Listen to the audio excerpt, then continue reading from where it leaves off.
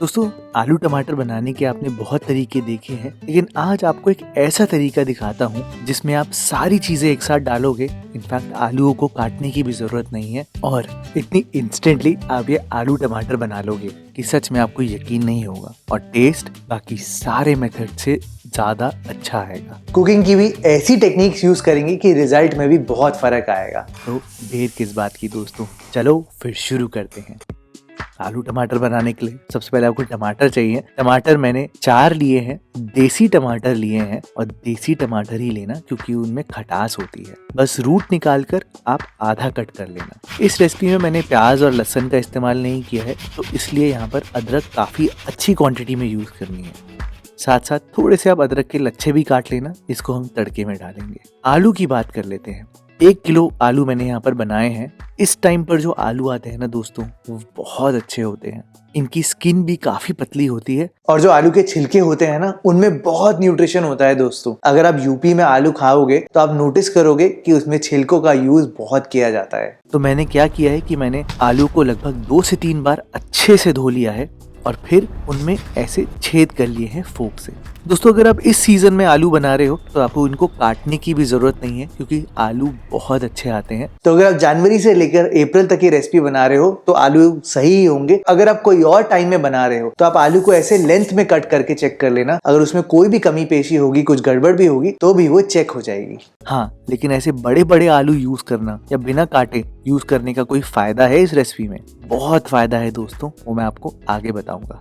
पर इस रेसिपी में हरी मिर्चों का काफी इस्तेमाल होगा, तो मैं आपको ये बोलूंगा कि मिर्चों में एक चीरा जरूर लगा देना क्योंकि गरम गरम तेल में सीधा ही मिर्चें डालोगे तो छींटे आपके ऊपर आ जाएंगी।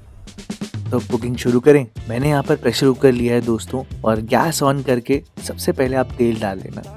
आप कोई भी तेल का इस्तेमाल कर सकते हो। मैंने यहाँ पर मूंगफली का तेल अभी यूज किया है और बाद में मैं देसी घी का तड़का लगाऊंगा। गरम गरम तेल में आप शुरुआत में थोड़े से मसाले डालना जो कि फ्लेवर लाके देंगे। तो सबसे पहले अच्छी क्वालिटी की हींग, जीरा, थोड़ी सी लौंग मैंने डाली है, तेज पत्ता 2 काफी होंगे और 2 ही बड़ी इलायची मैंने डाली है और ये है कोरिएंडर सीड्स। इनको मैंने कूट के डाला है एकदम फ्रेश और ये बहुत अच्छा टेस्ट देते हैं दोस्तों। उसके साथ साथ इस टाइम पर आप सौंफ डालना बिल्कुल मत भूलना। इन मसालों को आप थोड़ा सा रोस्ट कर लेना और ये आप ध्यान से देखना कि मैंने किस तरीके से डाले हैं, क्योंकि अगर आप मिसमैच कर दोगे या अलग तरीके से डालोगे तो मसाले जल भी सकते हैं।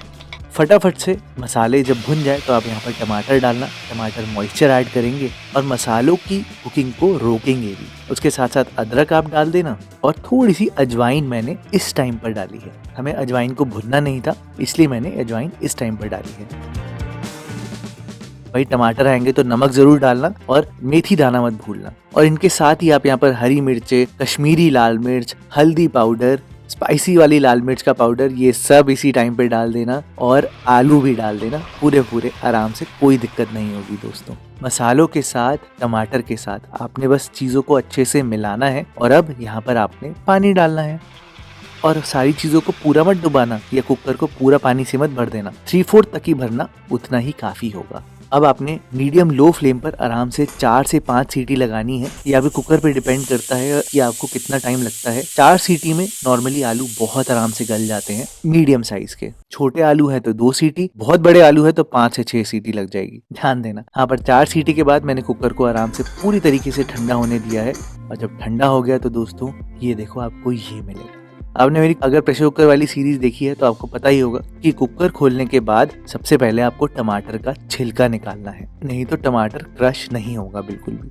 और छिलका निकालने के बाद मैं आपको बस एक टेस्ट करके दिखा देता हूँ कि आलू अच्छे से उबल चुके हैं। हाँ, लेकिन यहाँ पर बहुत इंपॉर्टेंट बात है दोस्तों कि आपने आलूओं को यहाँ पर क्रश बिल्कुल नहीं करना, इनफैक्ट उनको टच भी नहीं करना, ताकि कुकिंग एकदम सही से हो। अगर आपने पहले आलूओं को क्रश कर दिया तो क्या होगा कि वो पानी को बिल्कुल गाढ़ा कर देंगे और कुकिंग ही नहीं हो पाएगी। तो इसलिए मैंने आपसे बोला था कि आलूओं का साइज बड़ा बड़ा ही रखना। अब आपने यहाँ पर इस पानी को रिड्यूस करना है, तो इस टाइम पर आप धनिया पाउडर और काला नमक डाल देना और थोड़ा सा मिला करना आराम से इसको पकने देना। आप थोड़ा सा मिलाओगे, टमाटर अपने आप ही क्रश हो जाएंगे और ये जितनी बॉइलिंग होगी ना, उसमें भी अपने आप ही सारी कुकिंग हो जाएगी। जैसे ही आधा पानी रिड्यूस हो जाए तो बस उसके बाद आपने आलूओं को तोड़ना शुरू करना है। उससे पहले बिल्कुल मत करना दोस्तों, नहीं तो सही से कुकिंग नहीं होगी और टमाटरों का फ्लेवर निकल कर नहीं आएगा। और अब आप खुद ही देखना कि आलू एकदम सॉफ्ट निकल कर आएंगे। और जब हम भंडारे वाले आलू बॉइल्ड आलू से बनाते हैं, जो टेक्सचर वैसा आता है बिल्कुल वैसा आएगा इस रेसिपी में और एकदम परफेक्ट बढ़िया रिजल्ट आएगा।